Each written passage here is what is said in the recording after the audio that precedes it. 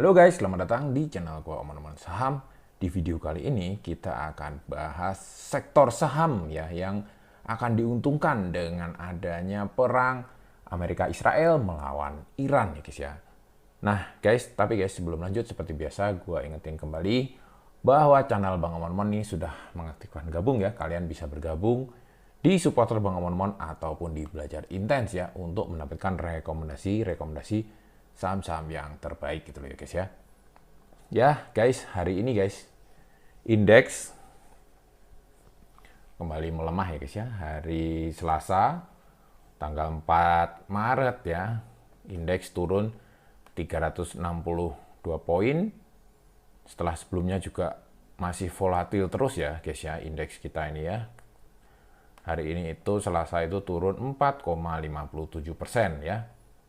Ya karena sentimen perang Amerika dan Israel ya, Amerika Israel ngelawan Iran ya itu semakin melebar ya guys ya. Iran pun juga sudah mulai melakukan pembalasan ya setelah pemimpinnya dibom oleh Amerika.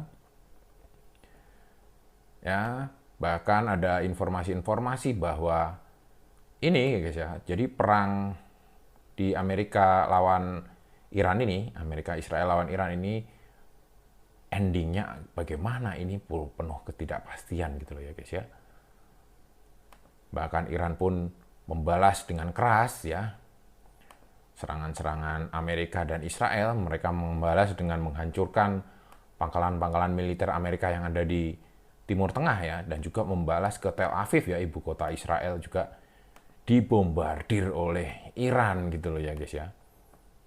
Bahkan Iran juga mulai menembak ya kapal-kapal tanker yang nekat melewati Selat Hormuz ya guys. Selat Hormuz ini jalur minyak global guys. Jadi kalau Selat Hormuz ini ditutup, tentunya negara-negara yang mengandalkan impor minyak dari Selat Hormuz ini ya, negara-negara terbesar yang mengandalkan impor dari Selat Hormuz yang jalur ini ya, jalur minyak ini itu adalah negara-negara negara-negara Cina ya, Cina, Jepang, Korea ya, itu negara-negara Asia itu banyak yang mengandalkan ini gitu guys ya, jalur minyak ini ya dari Selat Hormuz ya. Ketika ini ditutup oleh Iran ya tentunya akan menimbulkan harga dari minyak itu bisa melambung tinggi gitu guys ya. Harga minyak yang melambung tinggi akan bisa menyebabkan ya negara-negara di dunia yang selama ini sudah meninggalkan batu bara kemungkinan akan balik lagi ke batu bara gitu guys ya.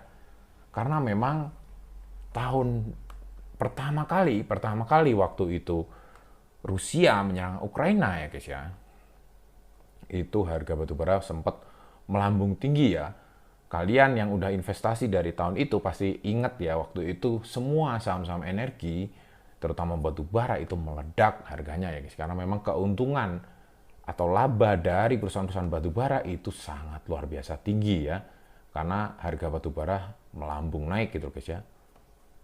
Waktu pertama terjadi perang ya, Rusia melawan Ukraina, itu harga batu bara dunia itu melambung tinggi, yaitu kisaran tahun 2022 ya sampai 2023 ya. Setelah 2023 itu mulai loyo dan cenderung terus menurun ya. Nah, akhir-akhir ini sudah mulai ada kenaikan guys ya. Di awal 2026 ini ya. Ini apakah bisa terulang kembali ya? Nah, kita tentunya belum tahu guys ya. Tapi kalau menurut prediksi gua pasti akan ada pergeseran harga harga batu bara gitu guys ya. Berawal dari harga minyak dulu yang sangat naik signifikan karena adanya penutupan Selat Hormuz. Yang berikutnya orang-orang akan mulai beralih ke energi alternatif yang lebih rendah gitu loh ya guys ya. Ya, jadi apa yang harus dilakukan ya mungkin guys menurut gua ya seorang investor harus mulai bisa melakukan rotasi sektor gitu guys ya ke sektor-sektor yang diuntungkan ya. Tapi guys tentunya ya tetap harus hati-hati juga ya, perhatikan juga ini guys ya, technical analisisnya, di mana saham-saham energi ini beberapa hari terakhir ya sejak serangan Amerika itu harganya sudah cenderung naik ya. Kalian harus bisa memperhatikan ya saham-saham mana yang masih harganya belum terlalu naik tinggi gitu guys ya. Karena saham-saham energi ini rata-rata cyclical banget guys ya. Saham-saham batu bara terutama itu harganya bisa sangat tinggi ya. Tapi ketika harga batu baranya itu sudah turun, ya harga sahamnya juga ikut hancur ya. Jangan sampai kalian membeli sahamnya ketika harga batu baranya sudah di pucuk, kalian beli sahamnya, lalu kalian nyangkut ya karena harga goldnya juga sudah masa siklusnya udah usai gitu guys ya. Gold ini memang harganya melambung tinggi biasanya gara-gara ada perang kayak gini ya guys ya. Saham-saham apa yang diuntungkan dari perang Amerika Israel melawan Iran ya menurut gua guys, itu sektor yang diuntungkan itu tentunya adalah energi ya guys ya. Minyak dan gas ya. Ini soalnya ada penutupan Selat Hormuz gitu ya, jadi harga minyak global kemungkinan akan naik signifikan gitu guys ya.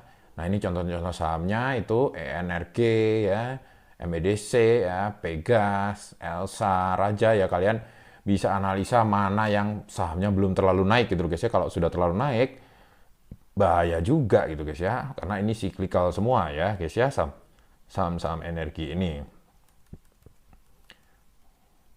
Nah guys, sektor kedua yang diuntungkan itu energi yang lain ya, yaitu batu bara ya guys. Karena kalau harga minyak itu terlalu tinggi, orang-orang akan lari ke sektor ini gitu loh guys ya.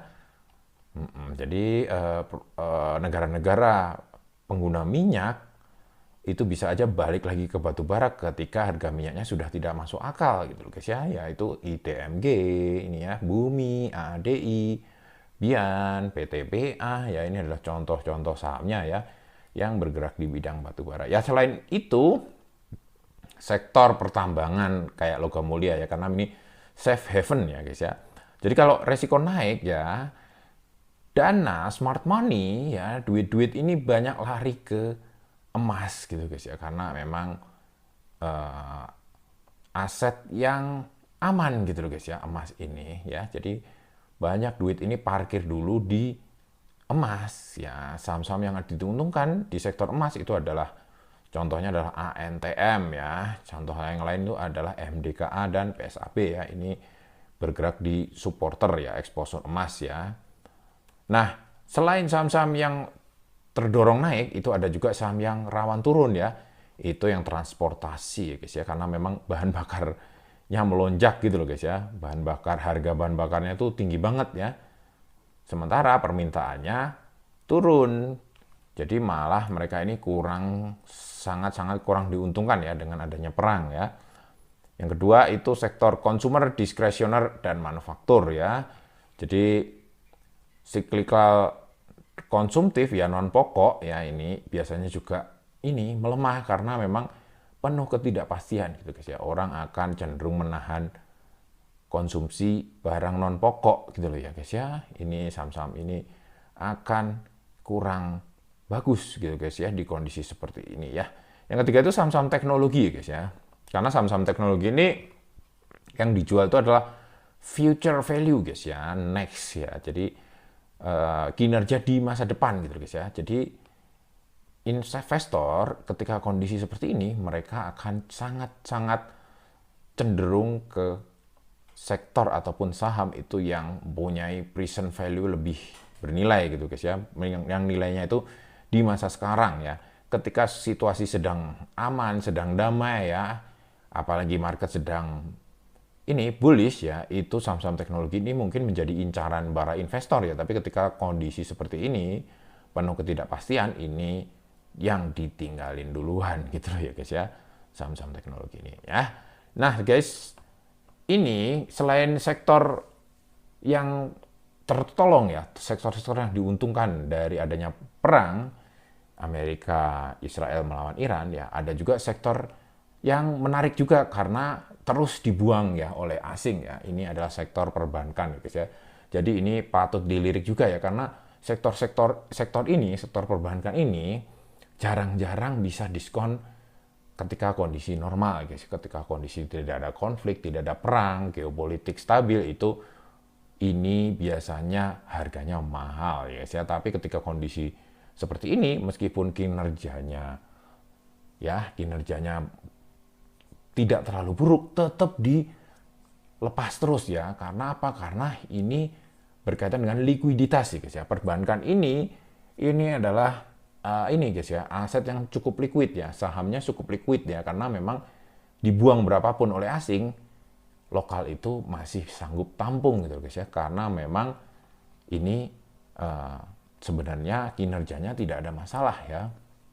Tapi asing ini banyak membuang perbankan juga karena memang mereka butuh likuiditas secepatnya ya, karena kondisi penuh ketidakpastian, saham-saham yang dikelola oleh manajer investasi asing itu banyak memilih untuk cabut dulu gitu guys ya, cari aman dulu gitu guys ya.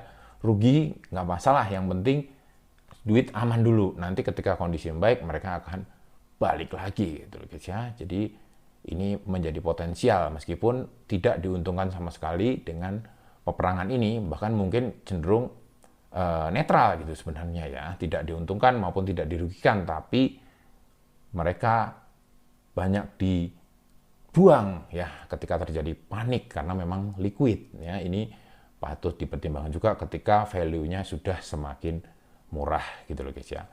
Ya, oke guys, mungkin kayak gitu dulu guys ya omongan kali ini. Sampai jumpa lagi di video selanjutnya. Wassalam.